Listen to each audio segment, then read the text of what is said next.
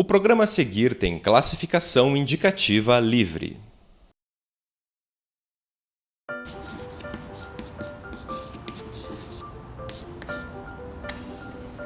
Quando falamos nela, tal da matemática, muitos se apavoram. Logo vem à cabeça uma infinidade de cálculos, números, desenhos complicados. Mas o que poucos sabem é que ela é essencial e está presente em nossas vidas mais do que podemos imaginar. A grande questão é como aprendemos e encaramos a matemática.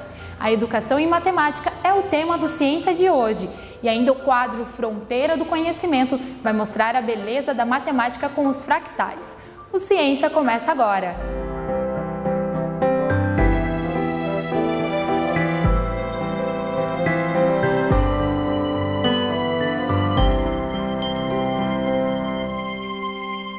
Acredita-se que a matemática começou com os homens primitivos, que tinham alguma noção de cálculo com os animais que rebanhavam.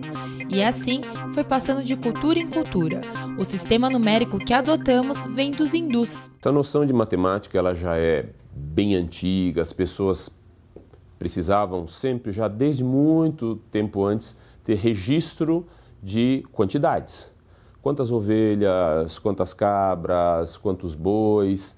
E essa noção vai evoluindo de riscos em ossos até você chegar, por exemplo, em hieróglifos egípcios, onde você tem as conquistas de determinados faraós registradas ali. Ah, esse faraó conquistou tal cidade, então ele de lá levou tantos touros, tantas cabras, tantas ovelhas. Então esse registro numérico já vem de muito tempo, né?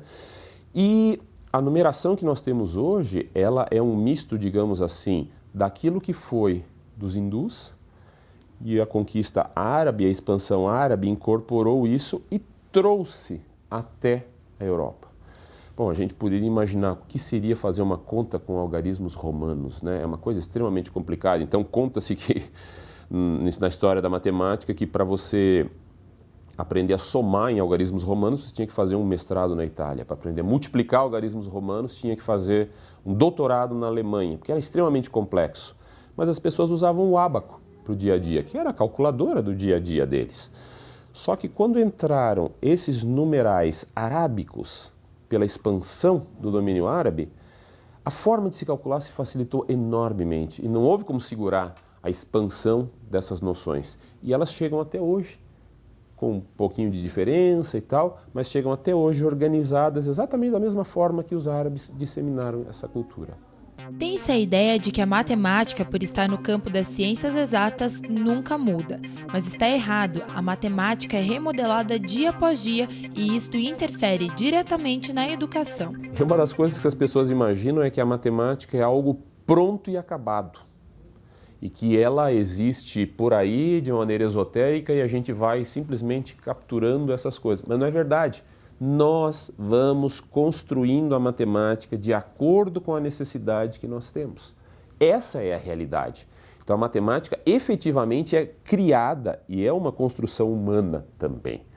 Então com isso a gente vai ter essas coisas que aparecem, mitos, coisas que não são mitos, coisas que se acreditava que eram verdadeiras e não são mais, e a gente vai tendo que filtrar pouco a pouco. Um dos maiores desafios da educação em matemática é romper com o preconceito de que é algo difícil e não aplicável ao cotidiano. Muitas vezes existem conceitos matemáticos que são complicados até para os estudiosos da área, quanto mais para estudantes de nível fundamental ou médio. Assim, um dos principais temas de pesquisa nesta área é como os processos de ensino e aprendizagem ocorrem e como eles deveriam ocorrer. Bom, então a educação matemática ela é uma área que surge assim basicamente aqui no Brasil há uns 25 anos, assim procurando datá-la no primeiro programa de pós-graduação em educação matemática. E ela vem com o objetivo, né, de tentar melhorar um quadro de fracasso da matemática escolar, particularmente para um movimento que veio dos Estados Unidos na década mais ou menos de 60, chamado matemática moderna. Então se percebeu que as crianças estavam com muita dificuldade, né, para trabalhar com aqueles conceitos daquela maneira, e assim surge a educação matemática no Brasil. há vários problemas no trabalho do ensino, né, basicamente no ensino de matemática. Em particular, eu vou citar assim o que a gente pode dizer que é uma certa caricatura do ensino de matemática, não que necessariamente seja em todas as escolas assim, mas de forma geral, o que o professor de matemática faz é que ele inicia com uma definição, né, um conceito que ele vai estudar. A partir disso, ele dá um exemplo e depois vários exercícios similares a esse exemplo. E essa rotina se repete ad eternum durante o ano, e esse seria o quadro que se põe hoje. No entanto, né, tanto por demandas de avaliações oficiais como a demanda da própria sociedade, impõe que esse caminho seja invertido, e a ideia hoje é que você inicie com um problema e não necessariamente com o conceito. Pode despertar no aluno a motivação para resolver esse problema e assim criar e construir novos conceitos. Primeira coisa é a gente imaginar que a matemática não é algo pronto e acabado. A gente vai construindo a matemática na medida que nós vamos precisando dela. A matemática, muito mais do que um fruto da mente humana abstrata, ela é a tentativa de se traduzir coisas que existem no mundo real para que a gente possa resolver problemas do mundo real. Então, por exemplo, na prática, você não vai encontrar por aí, no nosso mundo real, pontos, retas e planos, que são abstrações de coisas matemáticas, mas são representações de situações do nosso mundo, do dia a dia. Então, a matemática, a gente tem que encarar talvez a matemática como uma ferramenta para que nós possamos resolver questões e investigar questões do nosso mundo. Dentro dessa perspectiva, pode ser que a matemática disponível não seja suficiente para a gente fazer as coisas, a gente precisa construir nova matemática. Então, se nós encararmos a matemática dessa forma, como algo que a gente possa construir o nosso mundo, nós vamos conseguir resolver problemas do mundo, e à medida que isso vai acontecendo, a própria matemática vai avançando porque ela vai se reinventando. A educação em matemática é uma área do conhecimento interdisciplinar, que inclui filosofia, história, psicologia e cultura na busca por um melhor entendimento do papel da matemática na sociedade. Exato, e assim, a matemática ela é uma ciência aplicada em vários campos. Então tem agora há pouco, por exemplo, nesses meses aí tem a exposição do Escher no MON, onde você vê ali vários conceitos matemáticos que o Escher utilizou para compor as suas obras de arte.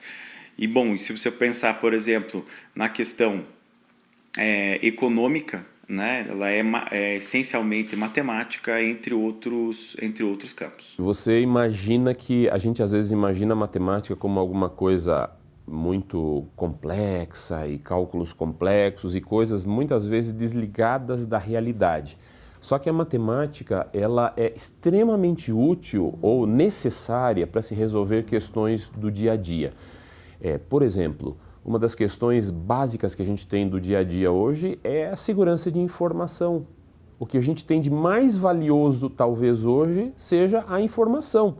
Muito mais do que dinheiro, porque se você for só fazer uma conta breve da quantidade de operações financeiras que são feitas por forma eletrônica, em contrapartida com as que são feitas com dinheiro, as eletrônicas são muito maiores.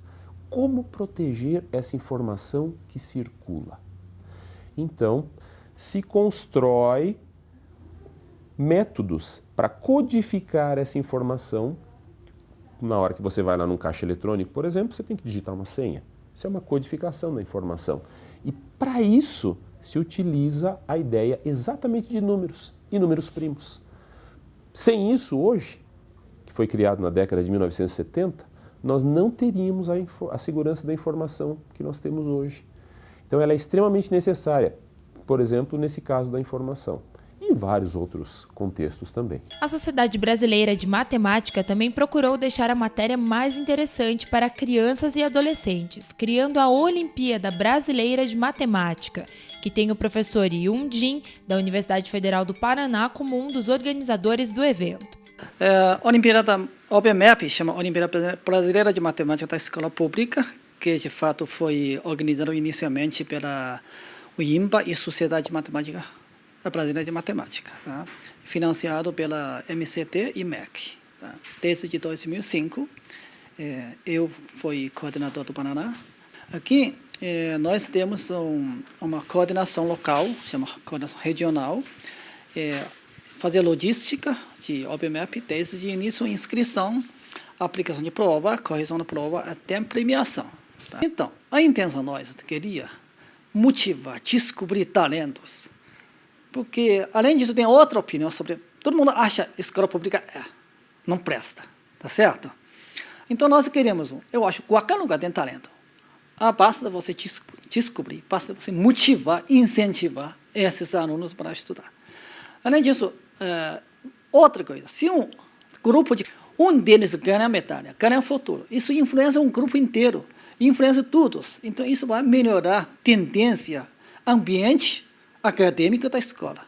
A Universidade Federal do Paraná também tem pesquisas na área de educação em matemática, mostrando que ela não é para quem tem um dom, para quem é geneticamente dotado de certas qualidades, e sim um estudo disponível a todos. Além de ser um conteúdo acessível a todos, ela é mais um conteúdo, ela não é assim, não é necessariamente a disciplina mais importante do conteúdo, do currículo escolar, não é a disciplina, junto com a língua portuguesa, as duas disciplinas que deveriam ser as maiores ênfases no currículo escolar, e sim é uma composição de outras disciplinas. O governo do estado do Paraná ele faz isso no governo anterior, de diminuir a carga dessas disciplinas, e isso gera assim, uma revolta muito grande dos professores de matemática, mas eu acredito que isso tenha sido um avanço de você compor um currículo com as disciplinas sendo com uma carga mais igualitária entre elas.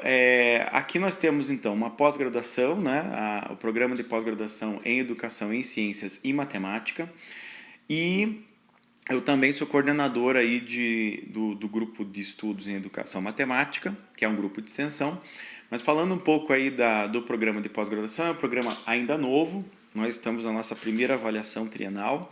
Esperamos almejar um doutorado em breve, então atualmente a gente só trabalha com o mestrado. E o nosso grupo de Educação Matemática é composto por 3 professores da Universidade Federal e mais 3 professores da UTF-PR, né? a Universidade Tecnológica do Paraná. Nosso interesse hoje gira em torno da filosofia, educação matemática, de políticas públicas, com vistas à formação do professor de matemática, essa é uma das áreas que eu mais tenho interesse, e a questão de tecnologias, né, dentre outras. No segundo bloco, continuaremos a falar do ensino em matemática. Você vai conhecer um estudo que relaciona o tema com filosofia e ainda um colégio que trabalha a matemática de forma diferente. O Ciência volta já.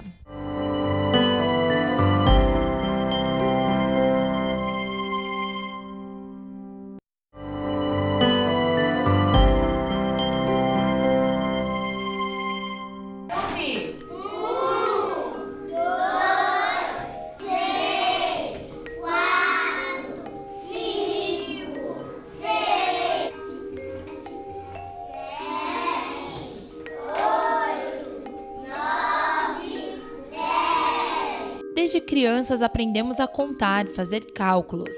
A matemática está presente em todas as fases das nossas vidas e neste colégio de Curitiba ela é tratada de uma forma muito divertida. As crianças de 3 a 4 anos já começam a entender os números. A metodologia do SESI é uma metodologia inovadora. Então, desde a educação infantil, as crianças aprendem de maneira diferenciada, né? Já aprendem em grupos, desde a sala é tudo diferente. A gente ensina matemática desde o maternal, aprendendo a contar até a toalha do lanche, o material de higiene, o próprio lanche. A matemática está inserida na rotina deles. E quando chega aqui no pré-1, a gente começa já a mostrar de forma concreta, faz uma relação entre o algarismo e a quantidade.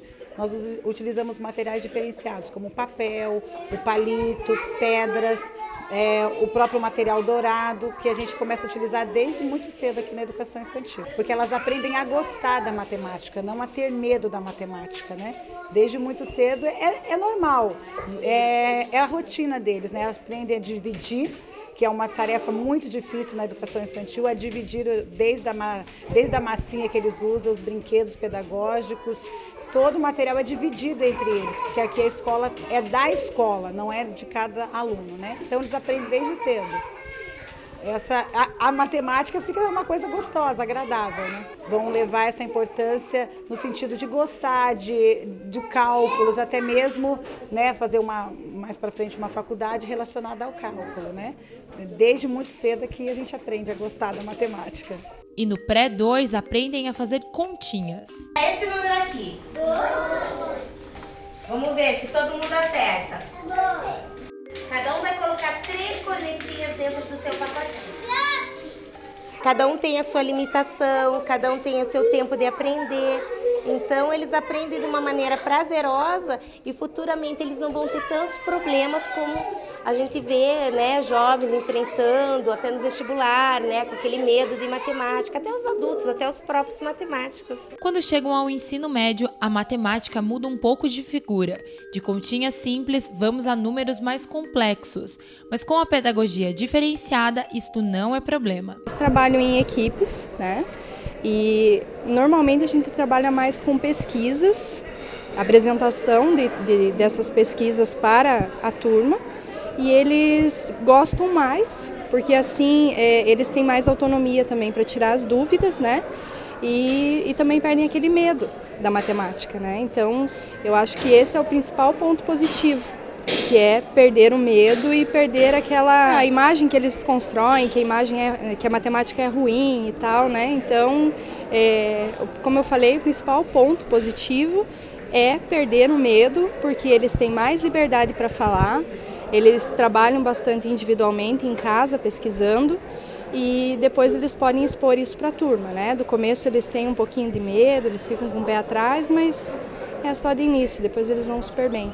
Eu acho que a gente aprende melhor, porque como a gente senta em equipes, dá para cada um auxiliar o outro. Então, se você fica com uma dúvida, o seu colega que entendeu melhor pode te ajudar, explicando mais fácil para você. E também quando você ensina para o seu colega, você fixa o que você aprendeu. Então, você estuda, você busca o seu conhecimento nos livros, e aí você pode ajudar o seu colega e aprender junto. Porque quando você entende, o problema da matemática é quando você não entende ela, porque daí parece um bicho de 7 cabeças. E como a gente está todo mundo junto, a gente aprende mais fácil. E o professor ele só ajuda, então o aluno tem que correr atrás para aprender as coisas. E também interceriado as matérias. Então, exemplo, na minha equipe pode ter em terceiro, segundo e primeiro ano. E a matéria que a gente está aprendendo pode ser de segundo, pode ser de terceiro. Então, todo mundo se ajuda entre si para aprender uma coisa nova. É mais prático, né? Porque a gente consegue fazer a conexão com várias matérias. Então, uma coisa que você acha, a matemática é só matemática, mas não é. Você consegue colocar no meio de história, biologia, uma coisa que você realmente não pensa, assim. Então, você consegue utilizar isso no dia a dia, realmente, né? Então é bem mais fácil por também ter essa praticidade. Na Universidade Federal do Paraná, a matemática é abordada desta maneira, um conceito próximo de nós e com aplicação em várias áreas.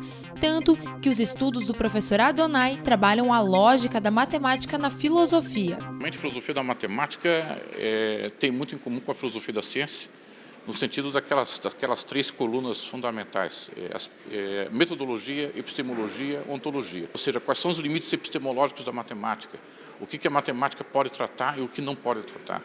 Então, todas essas discussões filosóficas, no sentido de que a matemática tem aplicações importantes no mundo, mas também tem suas limitações. Tudo isso faz parte desse caráter filosófico, do estudo desse caráter filosófico tradicional.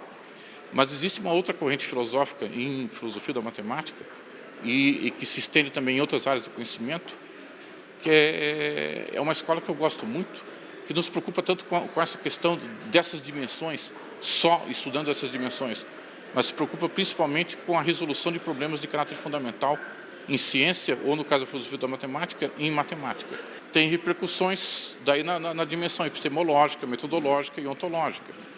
Então, um exemplo também que eu gosto de citar, fazendo autopropaganda, é um trabalho que eu fiz agora com um colega meu, Otávio Bueno, da Universidade de Miami, e que foi aceito para publicação na Erkenntnis, em que a gente propõe uma teoria de conjuntos que trata dessa relação funções de conjuntos de uma maneira diferente da tradicional. Na visão usual, você, a partir de um conjunto, define uma função. Esse conjunto vai ser usado para definir o domínio da função ou o contradomínio dessa mesma função. Nós fazemos diferente, nós definimos conjuntos a partir de funções. Então, o que nós assumimos como mais fundamental é a noção de função, não de conjunto, como se faz usualmente em matemática. E a gente faz aplicações disso em várias áreas do conhecimento, tanto na matemática quanto em física, principalmente, mas também em teoria da informação e ciências econômicas, em várias áreas. Cada dia mais falamos em bolsas de valores, poupanças, economia. A área de matemática financeira também recebe um destaque na UFPR. Todas as pessoas procuram minimizar riscos, procuram usar bem o dinheiro, né, as aplicações, fazer aplicações que sejam consistentes, que tenham retornos às vezes garantidos. E então é preciso ter um pouco de cuidado quando você usa esse dinheiro, porque senão você pode cair em armadilhas, você pode aplicar em algumas aplicações que ao invés de dar retorno positivo, te dão retorno negativo. Então é muito importante que as pessoas tenham esse conhecimento básico, que use a matemática básica, não precisa muita matemática para poder fazer um investimento melhor dos seus recursos. Um exemplo prático que a gente tem, né, é montar uma carteira, por exemplo, né, vamos supor, uma carteira que eu quero investir 20% em ações da Petro, sei lá, 30% na poupança aqui, Vale do Rio Doce, mais 50% na Petrobras. Então veja, aqui você tem dois ativos que são arriscados. Por quê? Por exemplo, a Petrobras. Se o petróleo começa a cair muito, as ações da Petrobras caem. A Vale do Rio Doce. A Vale do Rio Doce tem como parceira grande a China. Se a China deixa de importar minérios da Vale, as ações da Vale caem bastante. Então são ativos que variam muito rápido. Já aqui não, aqui nós temos ativos que são seguros, que são mantidos pelo governo federal, então são considerados de risco zero. Numa situação como essa, uma carteira como essa, veja, você tem 70% da carteira investido em ativos de risco e 30% em ativos que não são arriscados. Aí vem aquela formulinha básica da vovó, né? Carregar todos os ovos numa cesta só é muito perigoso, porque se a cesta cai, quebra todos os ovos, você perde todo. É bem isso, né? Se você coloca todo o seu dinheiro em ativos de risco, você vai correr risco de perder dinheiro, porque se a bolsa cai e está no momento de baixa, você pode perder.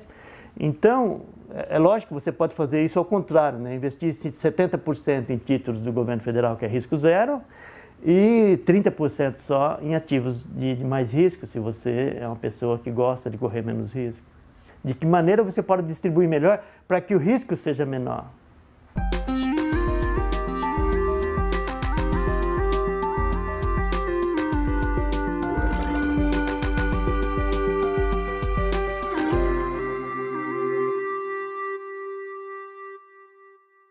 Meu nome é Elizabeth Wegner Caras, sou professora do Departamento de Matemática da Universidade Federal do Paraná e coordenadora do Programa de Pós-Graduação em Matemática Aplicada. Nós falaremos hoje sobre a fronteira do conhecimento da matemática aplicada através dos fractais. Os fractais têm uma teoria desenvolvida já na década de 1920, com Pierre Fatou e Gaston Juliá, e que foi possível visualizar essas figuras, essas imagens dos fractais, na década de 1970, com Benoît Mandelbrot. E é uma teoria, então, que começa em 1920, está potencializada em 1970. A gente tem agora muitas descobertas a serem feitas nas aplicações. Já se tem aplicações com compressão de imagens, na medicina. E o que nós temos, então, a buscar? É essa potencialidade, essa descoberta das potencialidades de aplicações dos fractais nas diversas ciências. Mas o que são fractais? Fractais são figuras geométricas com algumas características que as diferenciam das figuras convencionais. Então, para mostrar essas características, é melhor começar pelas imagens. Uma imagem fala mais que 1000 palavras. Nós temos aqui o conjunto de Mandelbrot, o famoso conjunto de Mandelbrot. E o que nós vamos fazer agora? Vamos começar a penetrar nessa figura, dando zooms, fazendo uma ampliação, e o que aparece, o que a gente começa a perceber é que uma dessas características é a estrutura fina, que por mais que você vá ampliando, penetrando nessa figura, sempre tem uma grande riqueza de detalhes a serem estudados, a serem visualizados. E a outra característica é a autoafinidade. Perceba que uma parte reproduz o todo. Então, uma pequena porção aqui reproduz, é uma cópia, uma visualização da figura original. Então, são duas características aí bastante importantes dos fractais. A estrutura fina, que por mais que você penetre, sempre há uma grande riqueza de detalhes, e a outra é a autoafinidade, que uma parte reproduz o todo. Além da estrutura fina e da autoafinidade, nós vamos discutir agora outras características dos fractais. Vamos começar então com um segmento de reta. É uma samambaia, famosa samambaia de Barnsley. Outras formas da natureza podem ser obtidas, modeladas por esse processo. Ramos de árvores. E nós tivemos então a oportunidade de orientar vários alunos na área de fractais.